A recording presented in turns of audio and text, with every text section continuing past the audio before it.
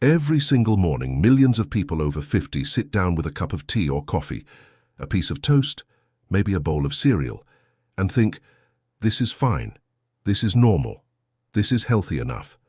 But here's what most of them don't know. That breakfast, the one that feels so harmless, so routine, so ordinary, might be quietly doing damage inside their body. Damage that builds up, day after day, week after week, month after month. If you have diabetes, or you've been told you're at risk, and you're over 50, this video is especially for you. Because after a certain age, the body doesn't bounce back the way it used to. The meals we ate without thinking twice in our 30s and 40s, they land differently now, they hit differently. And if you have diabetes, they can land in a way that slowly, silently steals your health. Today we're going to talk about the #1 breakfast mistake that diabetics over 50 are making. And most of them have no idea they're doing it. By the end of this video, you'll understand exactly what's happening in your body, why it's happening, and, most importantly, what you can do about it. Starting tomorrow morning. Why this topic matters in old age. Let's be honest for a moment. After 50, the body starts sending us quiet signals. Signals that say, hey, things are changing, pay attention. But most of us, we're busy, we're tired. We've got routines that have been the same for years. So we ignore those signals. And when it comes to diabetes, whether you've been living with it for years or you were diagnosed more recently, breakfast becomes one of the most dangerous parts of the day. Not because it feels dangerous, it doesn't. It feels completely normal. That's exactly the problem. Here's what usually goes wrong after 50. The body's ability to manage blood sugar slows down. The insulin system doesn't work as efficiently. The gut digests food differently. And the metabolism, that engine that once burned through carbohydrates like it was nothing, starts to struggle. Modern life makes this worse. We're eating faster. We're choosing convenience over nutrition. We're grabbing whatever is quick, easy, and familiar. And breakfast, the very first meal of the day, is where most of those fast, easy, familiar choices live. The worst part? Most seniors are never told this. Doctors are busy, appointments are short. Nobody sits down and says, let's talk about exactly what you're eating at 7 in the morning and why it might be hurting you. So the damage just continues, quietly, invisibly, behind closed kitchen doors, the hidden danger, pain, loss. Now let's talk about what happens when this breakfast mistake goes on unchecked. Slowly, the blood sugar spikes become more frequent, not just after breakfast, but throughout the entire day, because the morning sets the tone for everything that follows. Silently, the body starts working harder and harder to manage those spikes. The pancreas strains, the blood vessels weaken. The nerves, especially in the hands, the feet, the eyes, begin to suffer. Without realizing it, energy drops. The kind of tiredness that sleep doesn't fix. The kind that makes you feel 10 years older than you actually are. And by the time people notice, it's often because something bigger has already happened. A trip to the doctor that reveals numbers that are worse than expected, a feeling in the legs that doesn't go away, a vision check that doesn't look quite right. But it's not just physical. When blood sugar is unstable, the mind is affected too. Concentration fades. Memory becomes less reliable. The fog that settles over the brain after a high sugar morning. It doesn't just disappear after an hour. It can linger. It colors the whole day. And then there's the emotional weight. The loss of confidence. The fear of doing the wrong thing. The guilt that comes with enjoying a meal and then feeling terrible afterward. The worry about independence, about whether, in a few years, you'll still be able to take care of yourself the way you want to. And family life? It's affected too. When you're not feeling well, you pull back, you cancel plans, you sit a little quieter at the dinner table. The people who love you notice, they worry. And that worry, on both sides, becomes its own kind of pain. All of this from something as simple as a morning meal. The turning point. But here is what I want you to hear very clearly today. This is not fate. Having diabetes after 50 does not mean you are sentenced to a life of suffering. It does not mean your best days are behind you. It does not mean that every meal from now on has to be a battle. The truth is, and this is something doctors, researchers, and people who have lived long, healthy lives all agree on, Small changes still work, even late in life, even after years of the same routine. Even if you've been making this mistake for decades, the body is remarkably resilient, especially when you give it the right signals. Science has shown us, gently and clearly, that the way we eat in the morning has a powerful effect on how the body manages blood sugar for the rest of the day. It's not about perfection. It's not about eating food you hate. It's about understanding what your body needs at this stage of life and making one shift that changes everything. People who have made this change, men and women in their 60s, 70s, even 80s, report feeling more energy, more stability, more peace with their health. Not because they found some magic cure, but because they finally understood what their body was asking for, and they listened. Today you're going to learn exactly what that is. Real-life wisdom scenario. Let me share something that many people in their 60s and 70s have described. Imagine a woman. Let's call her Margaret. Margaret has had diabetes for about 8 years. For most of that time, her mornings looked the same. A piece of toast with jam, a glass of orange juice, and a cup of coffee with 2 sugars. It felt normal. It felt fine. She'd had breakfast like that her whole life. But her energy kept dropping. Her doctor kept adjusting her medication, and she kept feeling like something was just off. One day, a family member suggested she try something different, just for a week. Eggs with some spinach, water before eating, no juice, no toast, at least not first. Within a few days, Margaret noticed something. The fog that usually settled over her mid-morning, it was lighter. Her energy didn't crash the way it used to. She felt steadier, more like herself. She didn't change everything. She didn't follow a complicated plan. She simply changed what came first on her plate. Stories like Margaret's are not rare. They are everywhere, among the men and women who have quietly, gently adjusted their mornings and found that their bodies responded in ways they didn't expect. It's not magic. It's just listening. What happens when you follow this? So what happens when you start eating breakfast this way?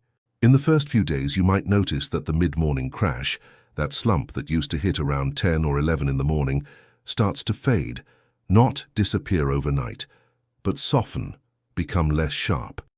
Your energy begins to feel more even, not a burst followed by a collapse, but a gentle, steady warmth that carries you through the morning. Mental clarity improves, the fog lifts a little, conversations feel easier, tasks feel less overwhelming, sleep can even get better over time. When blood sugar is more stable throughout the day, the body doesn't have to work as hard at night to recover. Rest becomes deeper, more restoring. And emotionally, there's something quieter but just as powerful. A growing sense of confidence, a feeling that you are in control, that the food on your plate is working with you, not against you. Independence feels a little more secure. Peace of mind settles in a little more each week.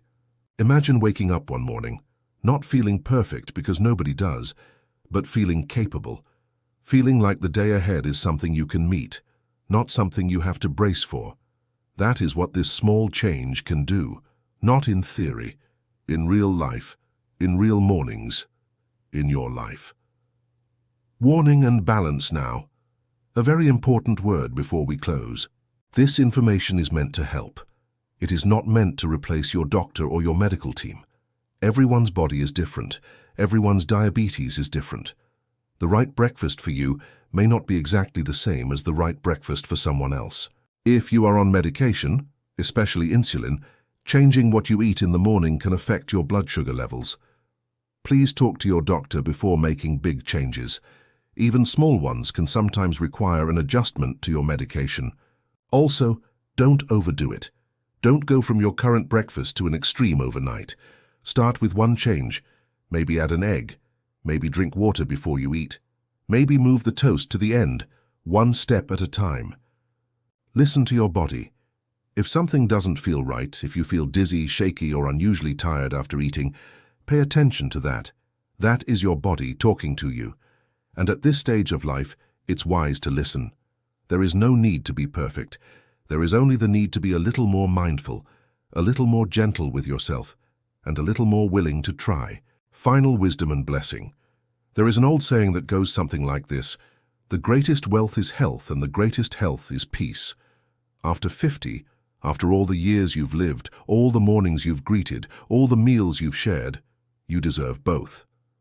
You deserve to feel good in your body. You deserve to start your day without dreading it. You deserve to know that the small choices you make each morning are quietly, gently taking care of you. Aging is not something to fight against. It is something to move with patience, with kindness, with a little more understanding of what your body needs and a willingness to give it. Your body still listens to you. After all these years, it is still responding, still adapting, still willing to work with you. If you work with it, it is never too late to make a small change that matters. So tomorrow morning, try it. 1 egg, a little spinach, a glass of water first, and see how you feel. Not because someone told you to, but because you decided quietly, gently, to take care of yourself. Take care of yourself. You matter more than you know. If this video helped you, if it made you think or feel even a little bit of hope, please share it. Share it with someone you love who is over 50. Share it with someone who is managing diabetes and doesn't know where to turn. Share it with someone who just needs to know that it's not too late. Thank you for watching and take care. The core solution. So what is the #1 breakfast mistake diabetics over 50 are making? It's this: eating a high carbohydrate, low protein breakfast. Toast, cereal, oatmeal with sugar, fruit juice, pastries, bagels, pancakes.